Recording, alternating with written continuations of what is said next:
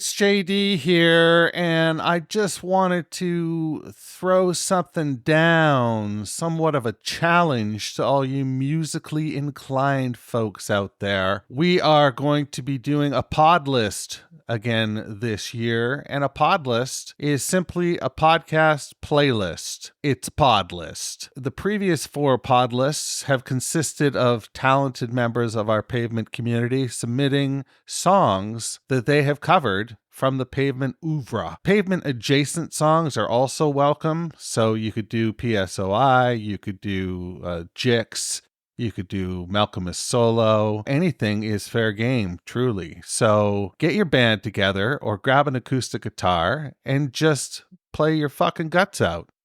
From there, submit the song to me by email, and we'll go from there. So please submit those songs, jd@meetingmalcolmus.com, or even better, use wetransfer.com if it's a big WAV file. And WAV files are what I prefer. That will work out just magnificently. That's what she said. Podlist 5 coming July 8th. So get those songs in and be a part of something special.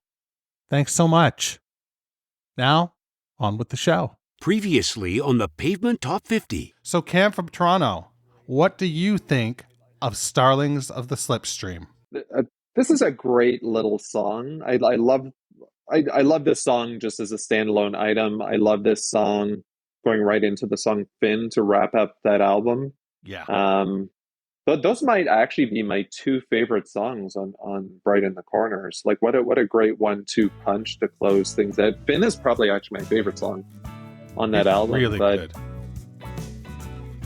Hey, this is Westy from the rock and roll band Pavement, and you're listening to The Countdown.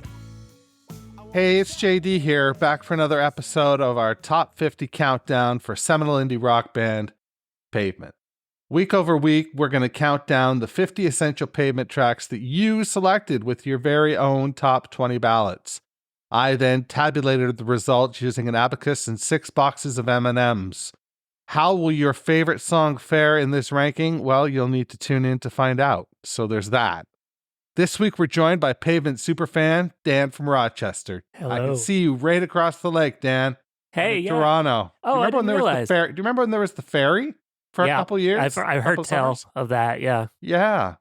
People were more interested in going to Toronto from Rochester, and I don't think the Torontans were interested in coming here, unfortunately. I thought it was a cool idea. That's what I heard.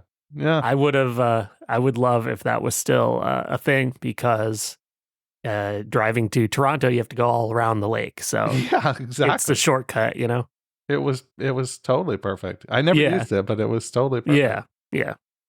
Concept so let's talk about Pavement. Yes, let's. This is why we're all here, why we're all gathered around the fire to listen to Dan from Rochester regale us with his Pavement origin story. Yeah, so set the scene.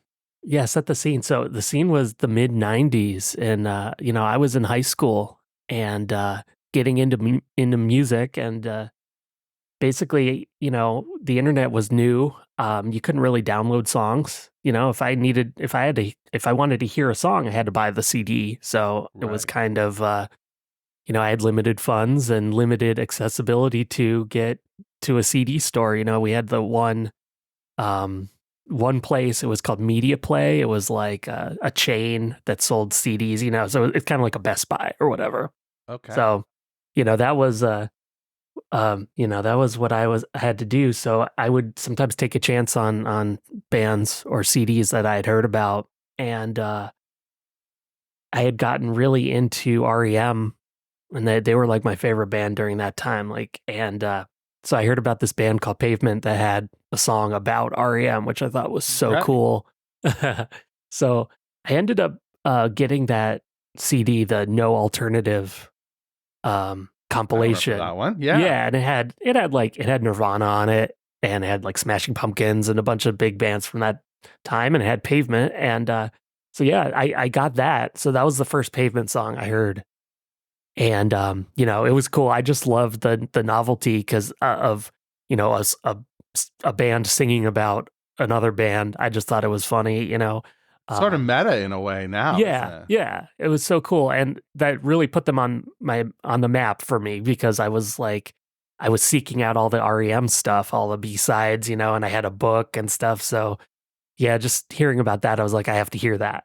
So and it was cool. I loved the song. I was starting to move kind of from that like alt rock kind of scene to getting into the more indie stuff, and whatever it was about Pavement, what I had read about, really piqued my interest. And then hearing that song, and it wasn't, I would say, like, it's not my favorite Pavement song, but like, it's cool. It was fun. I liked it. Nostalgic probably now, Yeah. right? Oh yeah, totally. Yeah. Yeah. So, and then this was probably in, I'm guessing just because of the release date. Yeah. 99. So probably like months before Pavement broke up, I was doing this, and I went to the media play and I bought one of the cheaper CDs that I could find, which I have right here, which is the Spit on a Stranger single EP. Nice. Because it was cost effective, It had 5 songs and it was pretty cheap. So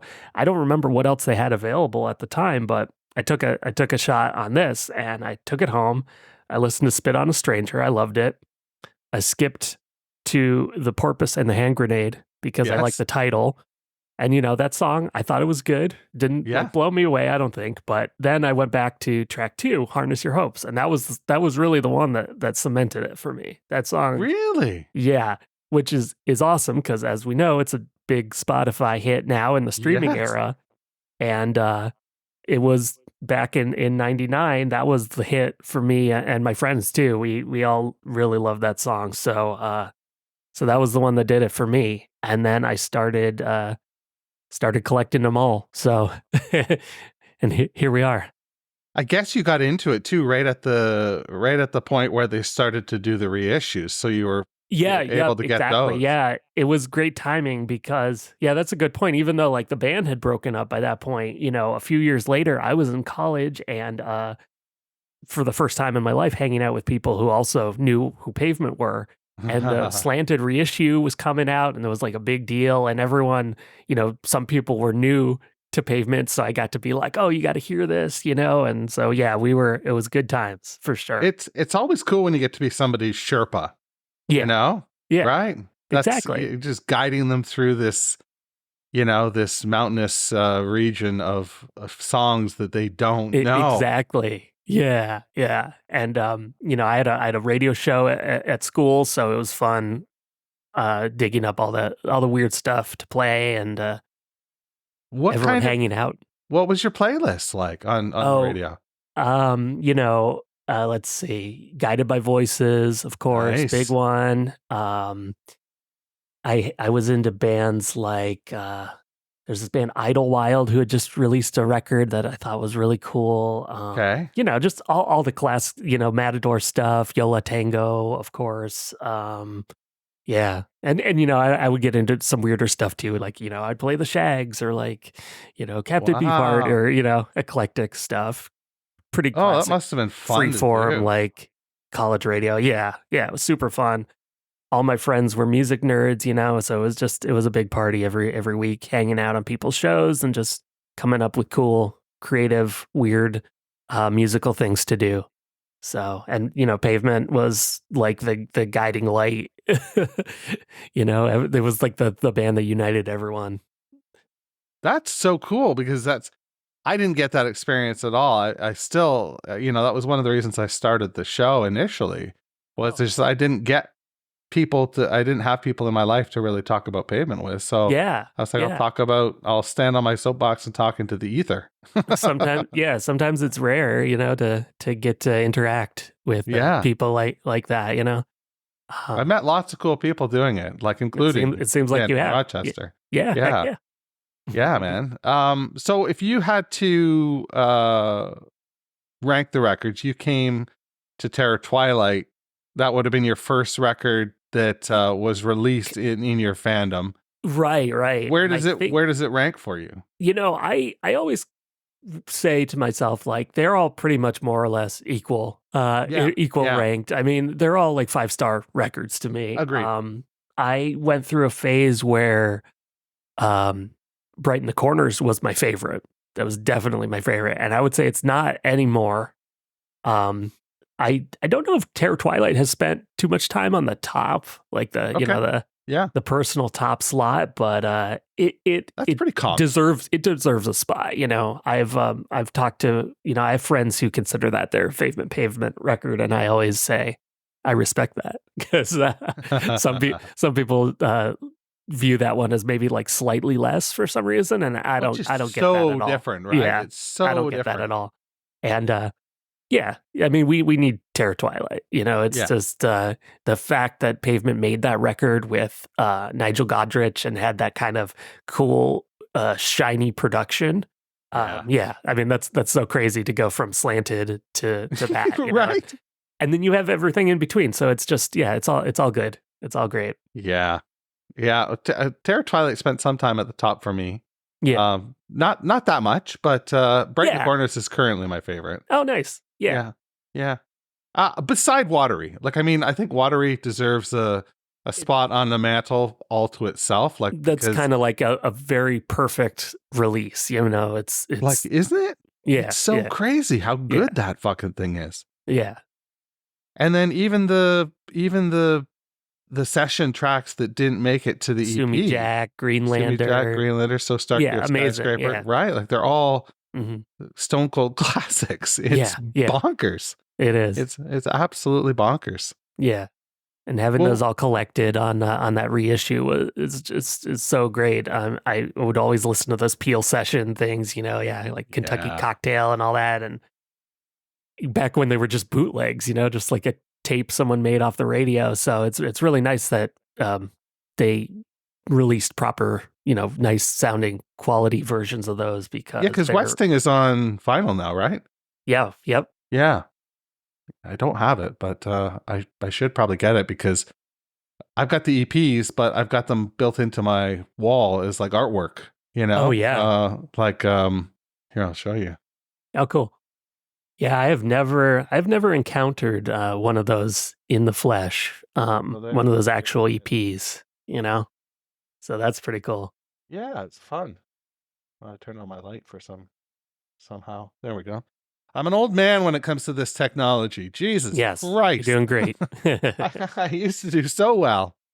I used to know it all internet-wise and shit, but now it's, enough about me. It happens. Is there anything else you want to tell us about your Pavement origin story, or should we take a break and spin the track? That pretty much covers it. I got, this again, it was early internet, so I was rocking like the Pavement message board back in the day. There was a little community. Wow. Yeah. And it was cool. It was good times. I met some people there that later on I actually got to meet in person, and for a few years that was a pretty cool scene. I remember the message board like got bought out by another band somehow. I don't even know how that was possible, but what? Yeah. So like one day you show up to the message board URL. It was like Pro Boards or something where it was like, anyone can like start a message board, but I think some other band somehow had the clout or the money or whatever to buy the URL. And it's like, yeah. Oh man. Yeah. How about shows? Have you seen any shows? Oh, I knew this was going to come up. I have never seen Pavement. Oh, that's fine. I have seen Malkmus.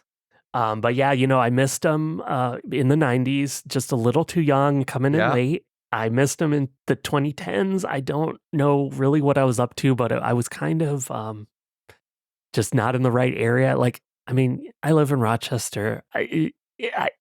I always have to drive, and sometimes I'm just not up for it. And then the newest one, I was kind of eyeing Toronto, but yeah, I didn't make it. So, oh man, I know. But I have listened to so many live Pavement bootlegs and shows and stuff. But yeah, my first time seeing Malkmus was on Piglib tour. Oh, right.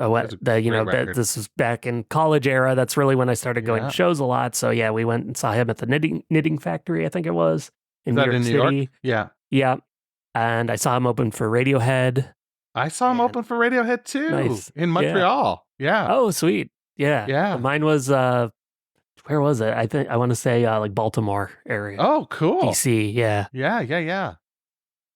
Yeah, well, if you get the chance, I mean, it seems like they're on the clock, you know? Like, I Yeah. don't know that we're going to get many more. I don't Yeah, I like really should. I know I know it'll be amazing. Like next time you get the opportunity, right? Yeah. You have to pull the ripcord. Yeah, I need to. That'll be so cathartic. Yeah. Well, let's take a quick break here and we'll come back and we'll talk about track number 39.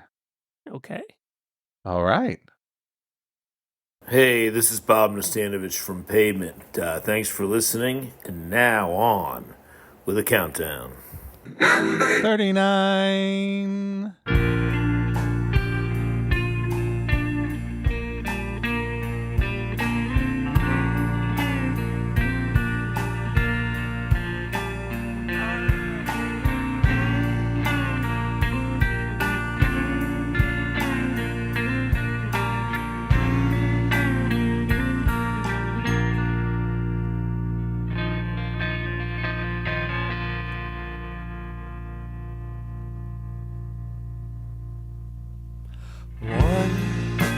Trial down Spanish County.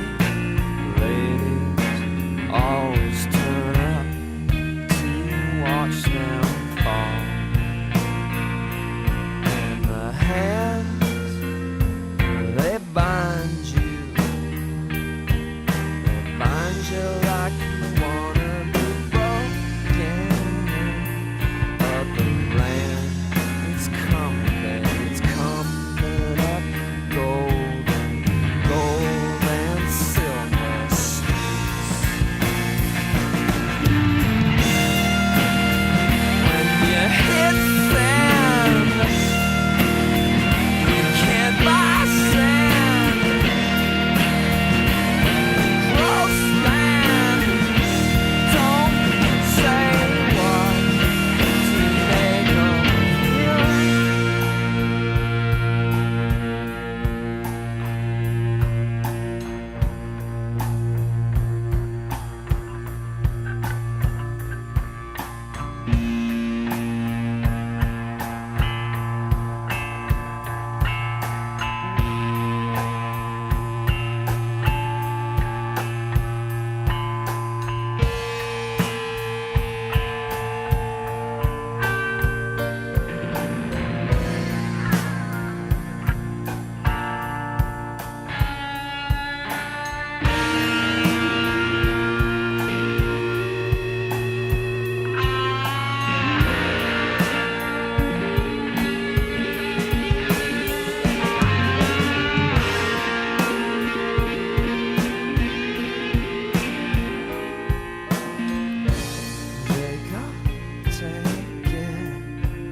Off my wrist, Jacob, you move up my wrist, Jacob, you move.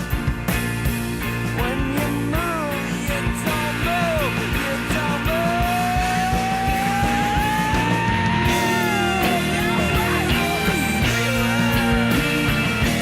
Going tries some things they try to be.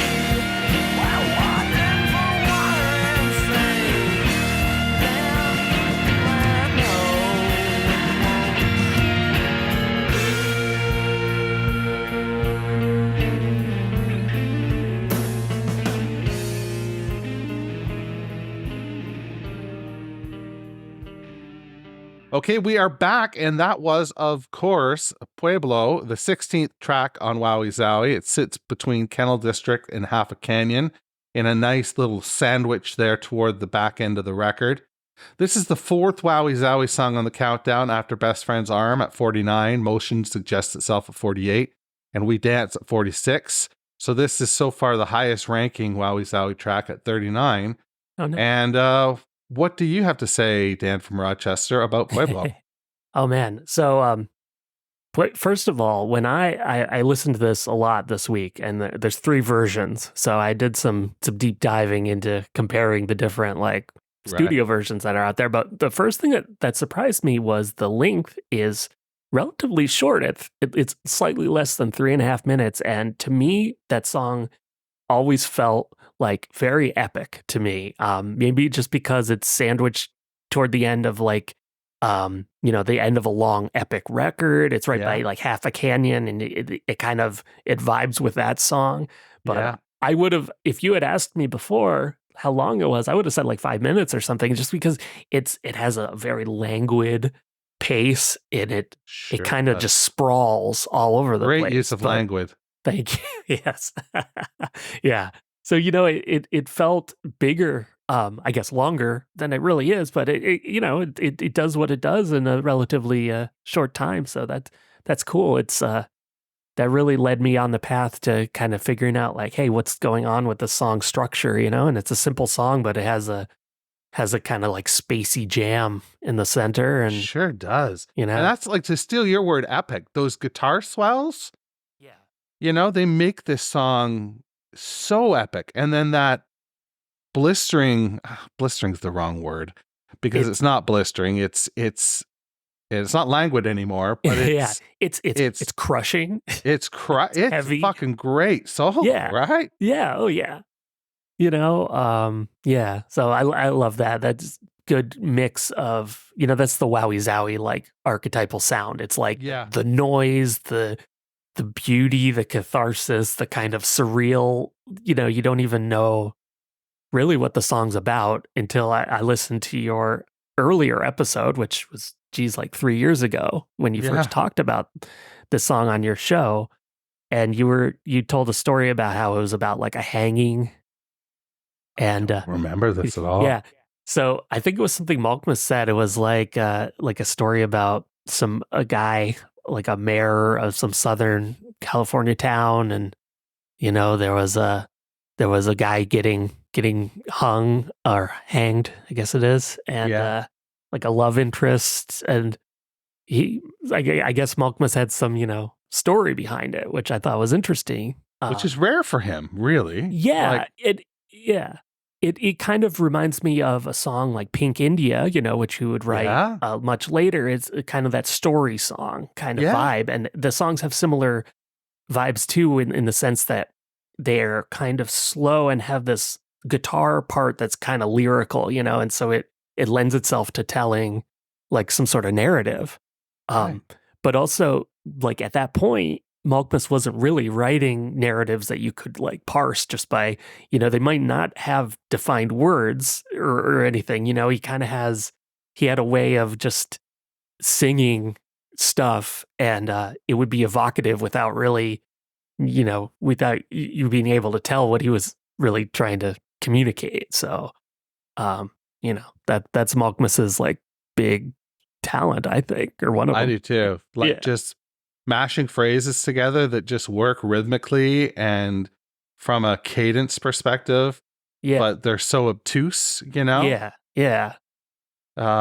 This song, I love the dynamics. Like I love that, like how it does go from those guitar swells to that, again, I'm going to use your word again, that those, I called it chill guitar to start. And then you go into the main verse with very slow down lyrics. It takes him almost, 30 seconds to get the first two lines out, before you get into the thick of things.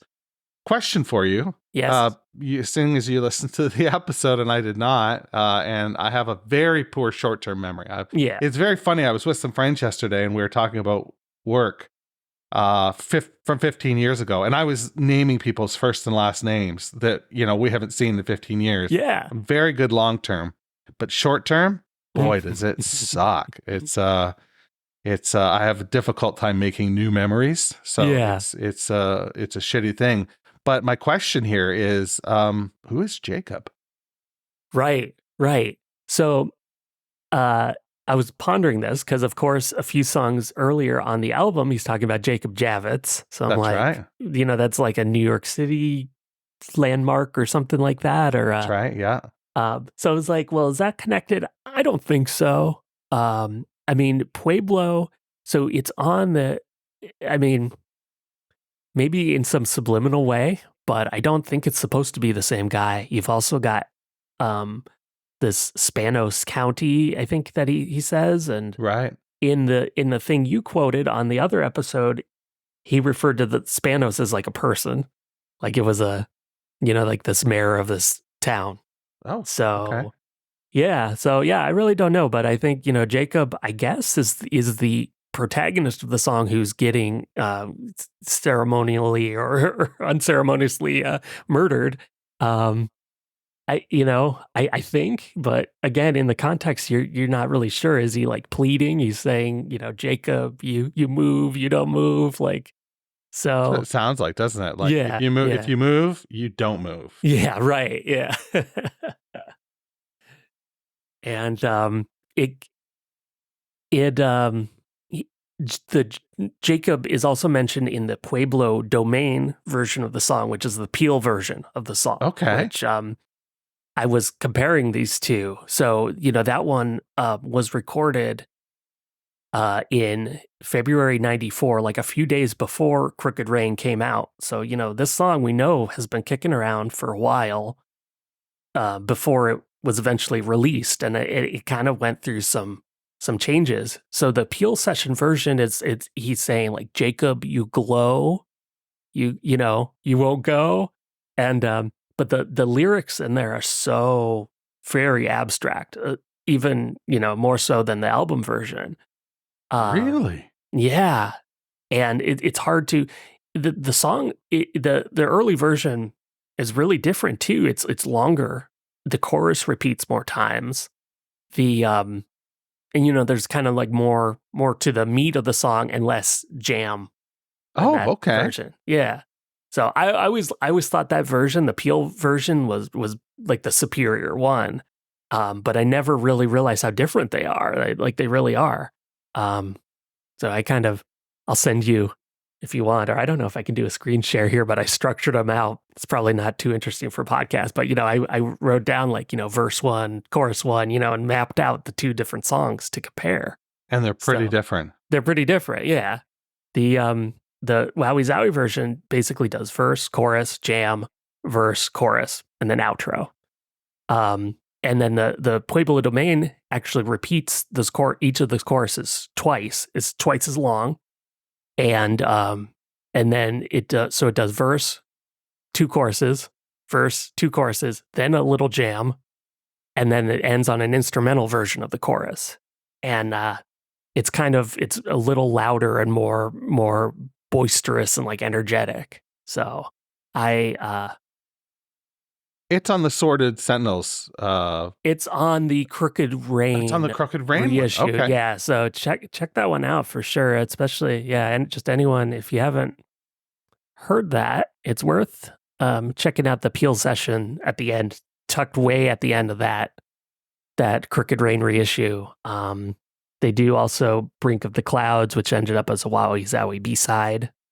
But it has a section at the end, like the kind of rockin' part of the song that's not on the studio version. And yeah, it's good. It's cool. I just, Pavement doing like the unreleased songs on the radio sessions was just so cool. And it really, cool. It just really lent to their mythos, the mythology of the band. Like what, they have all these songs, like where's all this stuff coming from? Why does Malkmus just essentially just throw these gems away kind of thing? So, which goes back to Hold on Hope and all that stuff. He was so productive around this time, and if you look at those reissues, all the B-sides, all the stray tracks, it's amazing. Yeah. Oh, from 89 to 93, they were so prolific, right? Yeah. And there's so many songs on that Crooked Rain reissue that ended up on Wowie Zowie. So it's almost like right after Slanted and Enchanted was a huge burst of songs that, ended up going out into the next 2 or 3 albums. Yeah. Yeah. That's far out. Yeah. So what do you think about where this song is rated? Are you a fan of this song? Did it should be rated higher? Or I'm a big fan of the song, but I think it's probably properly rated. It feels right. It feels like a song where Like, I do really like it, but I think it works best in the context of the album, or at least it really shines as a kind of almost penultimate track on Wowie Zowie. You know, it's almost like the climax of that album, like the emotional climax along with Half a Canyon, you know, just like I can see that. Yeah. you know, and I also, I don't know for sure, but I kind of figured that like a lot of Pavement fans might not know like it by the title or something, because it's not, you don't really hear the title in the song. No. I don't think he sings it in the song. He does on the Peel version. Oh, he does. It's in the first line. Yeah. I didn't realize it for a while, but I was just listening and he says something about Pueblo right in like the first line. But you know, regardless, like it seems like a song that's a deep cut, but also well worthy to be a fan favorite, you know, because it's very pavementy. It's almost like you couldn't really get more in a certain like pavement mode of this kind of like, it's almost a little countryish, but it's just noisy and crunchy. It's a little jammy and spacey. It's pure pavement. Yeah, I think it would fit on Watery. Like I think, you know, I think it could. Like it's that good, you know. Yeah, oh yeah. And and if you hear the other version of the song on Crooked Rain, not the Peel version, but the they call it the Beach Boys version. Right. You know? Yes. Yeah. And it all that is an instrumental. It's that pretty guitar intro and verse melody and everything. And Malkmus doing some like just kind of wordless like harmonies. But just listening to that version, the way the guitar sounds is less twangy and is more sounds like, you know, In the Mouth of Desert or that kind of slanted style. Okay. And you can kind of hear the how it fits into that kind of zone and how it kind of changed and fits into the Wowie Zowie zone where the guitar is more like a little slidey or a little like twangy or it's really clean, right? Like there's no distortion coming through it. It's very pretty clean and, sounding. Yeah. I would guess that, you know, the sound of the song kind of influenced the lyrical direction a little bit. It feels just like it feels a little country-ish, a little like desert-y or something. Yeah. There's a lot of that on Wowie Zowie, isn't there? Yeah. But and to me that sounds like I would connect that to sounds from the Watery era too, like even like Greenlander is kind of this almost like kind of stark and almost like these desolate songs he was doing around this time, like Rain Ammunition's another one. Right. I don't know if did you talk about like Rain Ammunition on your first? Didn't get to it. You didn't do like the B-side stuff. Well, the initial thing was to use the bonus feed as B-sides, and I think I got through 35 of them. Yeah. There's like 40 episodes on the bonus feed. Now there's the bottom 100 or the bottom 50 of course, top 100 as well. Out. So I think, well, I can't give it away. I can't tell you Don't give anything away. Rain Ammunition is on that bottom 50. But, you know, I don't know. I'm just, I love all those stray songs around this era. So yeah, you know, there's a very defined vibe. Also kind of similar to like the early Silver Juice stuff that Malkmus was on. Yeah. You know, I think you could connect like stylistically that kind of like deserty, watery domestic slanted vibe and see how it kind of morphed into like the more country tinged Wowie Zowie thing. Yeah, and that's around the same time that David was starting to get a bit more twangy as well. Yeah, you're right. Yeah. And I know I talked to Bob recently, and he talked about how David pushed Steve a little bit. Well, not a little bit, probably a lot, right? Like lyrically, like there was a lot of competition between those guys. You have to think they pushed each other. Yeah, yeah. Two like, I mean, how cool is it that these two like amazingly talented guys got to meet and work together in their lives? You know, it's just, fucking insane. It's really converged. Insane. Yeah. And I get the impression that, you know, Malkmus, everything kind of came easy to him. And I think Berman was someone who had to really push himself a little more, like, you know, maybe like a little more dedication to craft or whatever. I think he would look at Malkmus as like, you know, like, how does he do it kind of guy, you know, and just had to kind of like, you know, they had to like one up each other a little bit, you know, like a friendly, competitive kind of thing, you know? Well, I think Bob says, that he feels fortunate. I think I've heard him say that he feels fortunate to have worked with one of the best songwriters to ever live and one of the best lyricists to ever live. Totally. It's so cool. Yeah. Yeah. Bob's had a great, lucky, it's awesome for him to be able to work with those guys, I'm sure. Yeah. I can't even imagine. No, me neither. Yeah. So that's what I've got for you this week. Is there anything else that you want to tie up? Is there anything that people can plug or anything that you can plug for people to look up? Sure. Actually, doing? I'm in a band called Rectangle Creep. And Rectangle Creep. Yeah, we're pretty guided by Voices influenced, and there's Pavement in there. So you have 10,000 songs. We have a lot of albums and stuff, but if anyone you do have albums, check the Bandcamp, cool. And okay. I have a lot of different projects, so maybe I'll just mention that one, but it's a whole universe of bands and stuff like that. But it's fun. Great. It's my music is awesome. So go to Bandcamp and search for Rectangle Creep. Yeah, Rectangle Creep. And Cool. Well, it's been great talking to you, man. Yeah, definitely. Thanks for letting me be a part of this project. It's really cool what you do. Yeah, well, thank you very much. Of course. We'll be back next.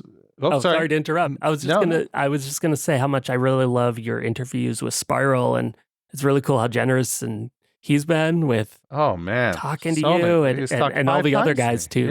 Yeah. But But I mean, I love how accessible he is, and it's so cool learning about that stuff. So I'm looking forward to whatever new Pavement stuff comes out. If whatever news and projects, I appreciate that you help bring this stuff to light.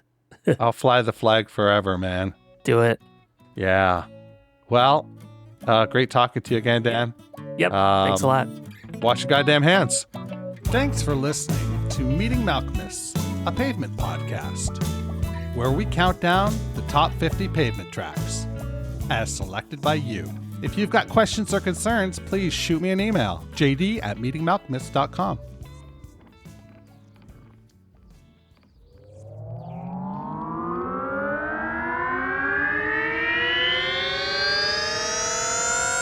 Ouvra podcasts and such.